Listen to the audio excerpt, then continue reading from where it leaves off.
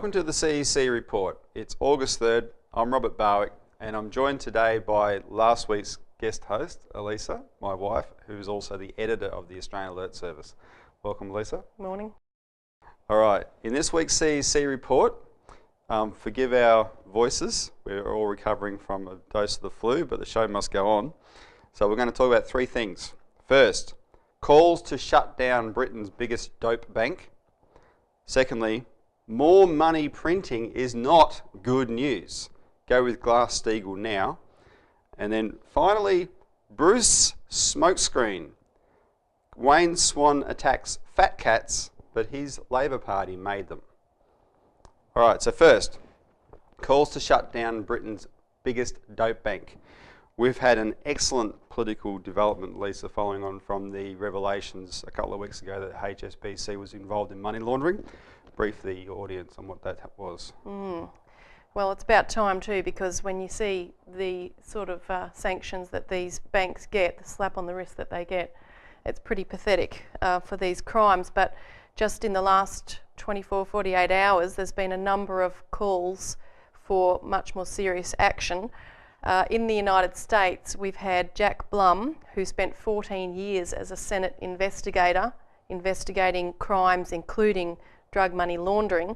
He studied the Senate Permanent Investigations Subcommittee report, which are the investigations the Senate carried out into HSBC.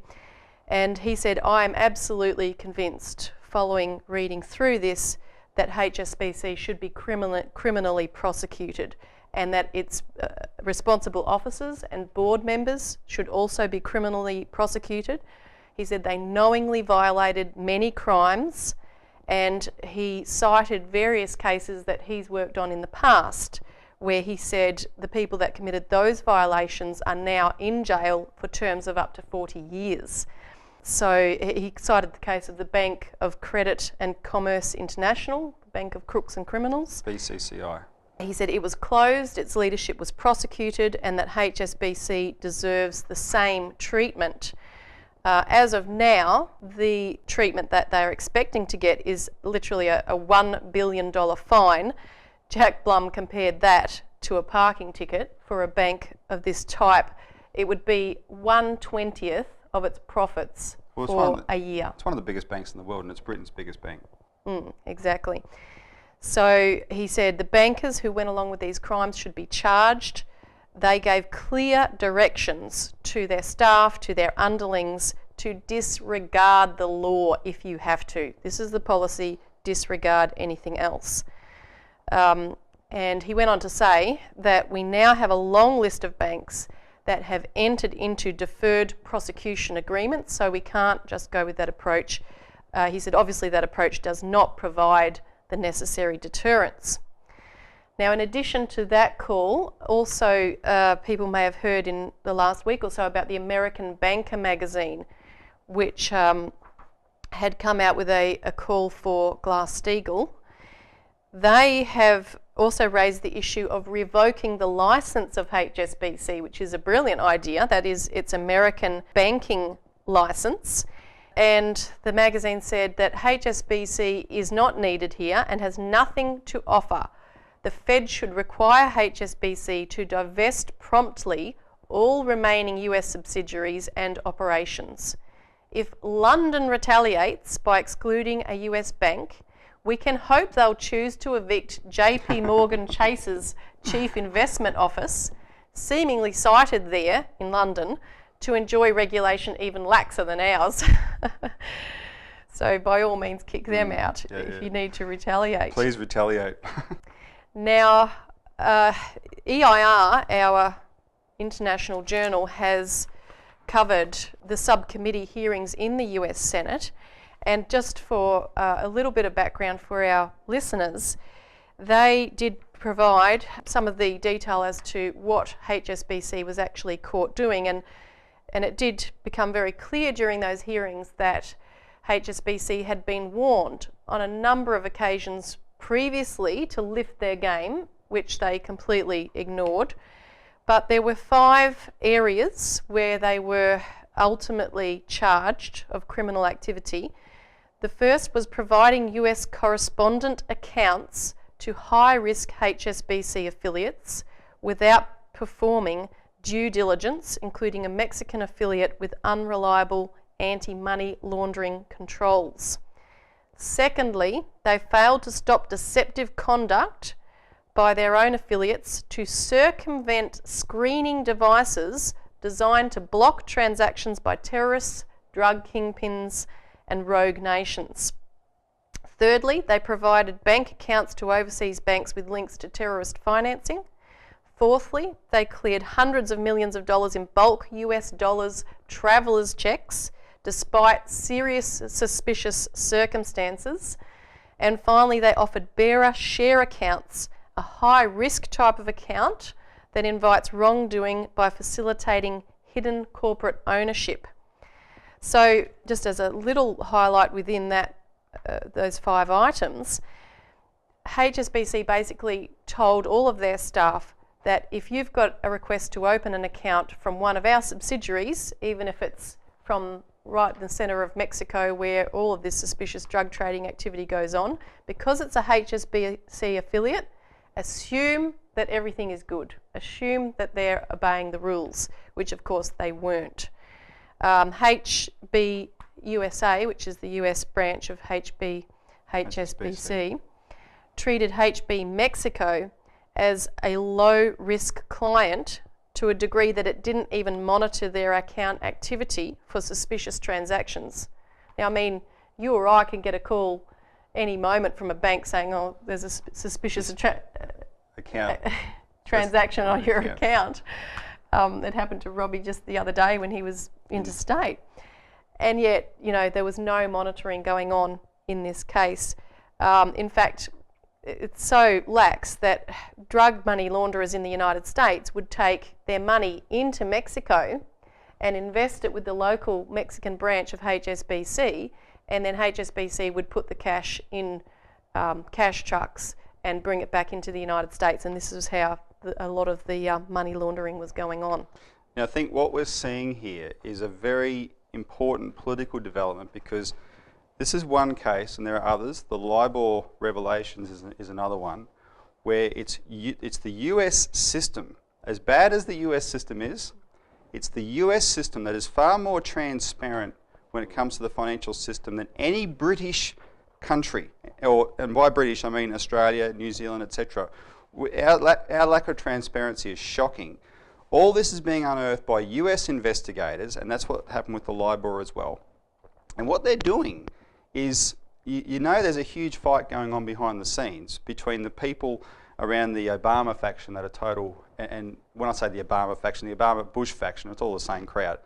The Wall Street crowd that hate Glass-Steagall, and they're pro-British, and they're British disease inside the United States. There's that faction at war with the more patriotic nationalist faction in America that actually, you know, at times genuinely want to clean things up. And what that faction is doing is zeroing in on the entire criminal apparatus that the British use to exert their influence around the world. And then it's in the area of terrorism, it's the area of drugs, etc.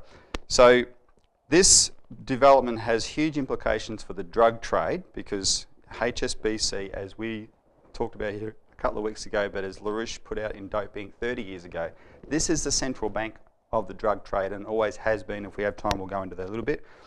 But I want you to brief the audience on this as well. It's got equally large implications for the war drive. Now, the war drive is the people outside of Syria that are funneling support to the rebels in Syria, because they want to use that as a proxy war to get a showdown between the Anglo-Americans and Russia and China. So this is, it's HSBC that's facilitating the main Saudi crowd pushing that, isn't it? Yeah, and in fact, not only are they directly funding these networks inside Syria, but these are the same elements that were behind 9/11, which we mentioned in the previous CEC report. When EIR did its investigation on 9/11, we disclosed the fact, and this is actually contained in a secret 28-page chapter of the 9/11 inquiry, which was never released and which Obama promised to release, and he has declined to do so. In fact, he's now ordered the Solicitor General to exempt Saudi Arabia from any trial in any US court for the 9/11 attacks, and has cut off all grounds for contact between the 9/11 families and the Justice Department prosecutors on this issue. So he's basically saying to the families, this won't be disclosed. So this secret chapter discusses the fact that through the Saudi royal family, including Prince Bandar, who has just been made the head of Saudi intelligence and so therefore oversees all of the Saudi government sponsorship of terrorist groupings, Salafi networks, etc., going on inside all their dirty Syria. tricks operations. Exactly. So this means that that whole thing is set to escalate and push the war danger forward. But this secret chapter discusses that Bandar and his wife sent regular checks for many tens of thousands of dollars to one of the key characters inside the United States, Osama Baznan, who was running the entire logistics for a number of the known hijackers who were getting their flight training lessons and who were being put up and houses rented, etc., through these funds coming through these Saudi networks. Now, these payments were made through the Riggs Bank, which was subsequently shut down. And after Riggs Bank was shut down, all of the accounts of the entire Saudi royal family, all their operations inside the United States now, were taken over and are now run by HSBC. Which is interesting when Robbie said before that you know, the US banking system is a lot more transparent. Well, this is exactly why they need HSBC. The Senate inquiry was quite clear on that, that without HSBC setting up its operations in the United States, a lot of these drug traders, these criminal networks, could not get their money inside the United States. And of course, you need to get it into US dollars at some point in the process because the US is the key currency. So, you know, it's quite extraordinary what's been going on here. Yep, and it's getting caught out. And it's getting caught out as a function of the fact, as we also stated here, this is the worst financial crash for centuries, not since the Great Depression. And now that more and more people in the US, in Britain and other places start to see it that seriously, they're being prepared to unearth things they've never looked at before, they've allowed to let go before, and it's exposing everything that we've always said about the British Empire and we've documented. We've run out of time, so we'll leave that story there, and obviously if there's more developments we'll cover it. And after the break, we're going to talk about how the good news, Elisa, that the world is waiting for on the financial front ain't good news at all, it's money printing.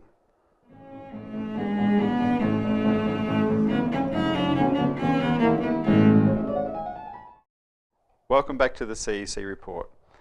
More money printing is not good news. Go with Glass-Steagall. At the moment, everyone in the world actually, if they're like Australia, you know, is in some way or another plugged into the markets through their superannuation or whatever. And so most people would understand that the amount of market reporting in the news is enormous nowadays. You know, you get a market report every news broadcast you get, and it's global market reporting. And so we're waiting to hear. We wake up in the morning and we hear what happened on the markets overnight, because what will happen in Australia today, etc. And for quite a while now, the world's been holding its breath. They've been waiting for good news, and today was an example of where the good news hasn't really come. And what's the good news they're waiting for? Well, they're waiting for the news that the Federal Reserve in America and the European Central Bank are going to resort to quantitative easing 3. So they're not waiting for news of a recovery. They're not waiting for news that we've actually created jobs. They're not waiting for news that we've decided to embark on a development program to transform our economy. No, they're waiting for news that the printing presses are going to be fired up for the 3rd time since this global financial crisis erupted, to literally print money, electronically of course, to flood the system with more money, because That's what will make all the difference. Now, of course, it didn't make the difference. Quantitative easing 1 or quantitative easing 2 didn't make any difference, but you'd think they're all like Homer Simpson, these people, or something. They never learn.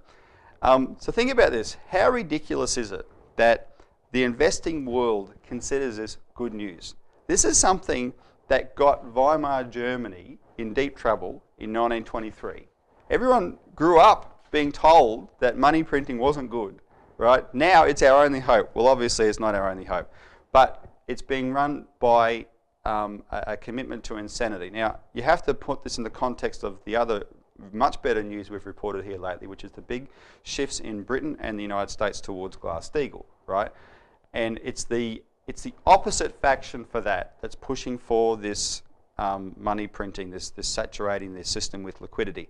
For example, the head of the European Central Bank is Mario Draghi, of course, and Mario Draghi is one of these former Goldman Sachs guys that's taken over Europe. He has declared he will do whatever it takes to save the euro. Now, whatever it takes involves, and it's openly acknowledged to involve, breaking the law, illegally circumventing Germany's constitution, because Germany has to be involved in any European-based quantitative easing. It has to be involved. But there's nothing in its constitution that will allow it to be involved, because it's got a national constitution. And so they're saying, well, we've got to break this constitution to get around it. And that's what they're pushing for. All with this mindset, whatever it takes. Now, the thing is, though, and Lisa, you can brief them on this, that whole illusion was popped pretty spectacularly in the US Congress this week. Yeah, the Senate Foreign Relations Subcommittee on European Affairs got quite the shock on Wednesday.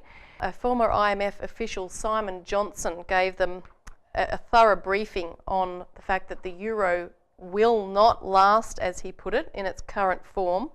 And he said, no one knows how this will set off the derivatives powder keg that is tied to the euro. So he said basically the US is heavily exposed to this, which everyone in the US has been desperately trying to deny and talk themselves out of.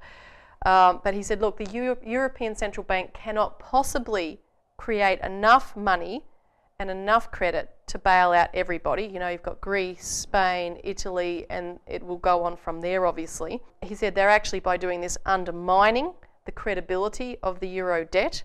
Whatever it takes will not work, he said.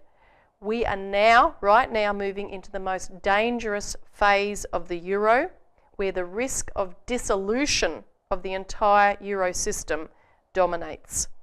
He said, how can anybody sign a contract if they do not know if the euro will exist in a year's time? So he said, we're sitting on a powder keg of opaque, over-the-counter derivatives transactions linked to the Euribor, which is the European equivalent of the LIBOR, a rate which he said has already obviously been called into question and is running in the hundreds of trillions of euros. So he said no one can tell you what US bank exposure is to this, indicating the nature of derivatives that no one has really any idea of the trillions or quadrillions that this runs into. Now, the chairman of this hearing, Senator Shaheen, was visibly stunned at this report, and I think it blew a bit of a bubble there that's been... Well, the only reason she was visibly stunned is because, like most US Congress people, she doesn't want to, up until now, believe Lyndon LaRouche. Well, they're going to have to all drop that rubbish and actually start paying attention, because we've been saying this for close on 20 years. This is the level of insanity. What Johnson's done there is just call it for what it is. It's a level of insanity that is driven by their mad desire not to go with Glass-Steagall. And they could solve all this in a heartbeat if they did go with Glass-Steagall.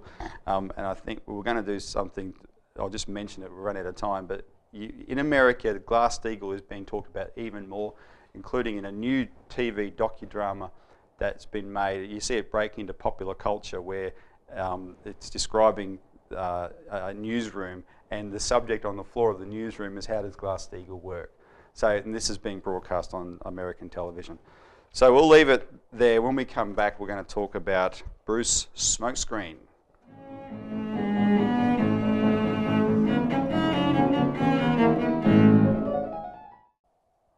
Welcome back to the CEC Report.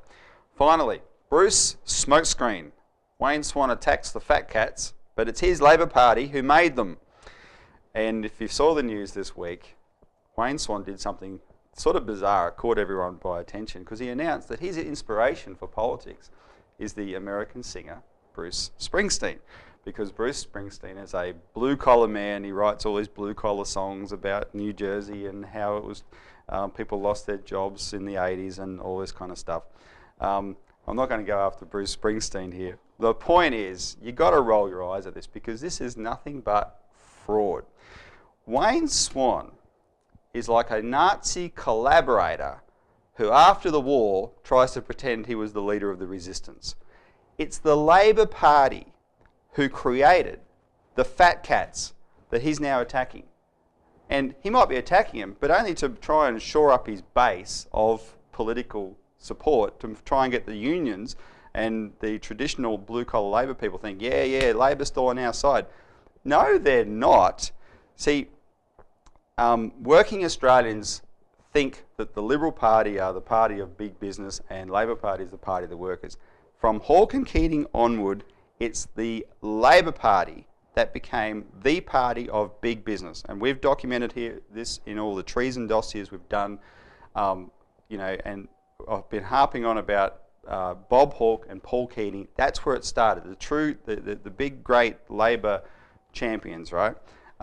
What did they do? They stripped away every protection in our economy that created a bit of economic egalitarianism, and which actually wasn't its point, it just happened to do that, that made sure that we had a productive base, that made sure we had blue-collar workers.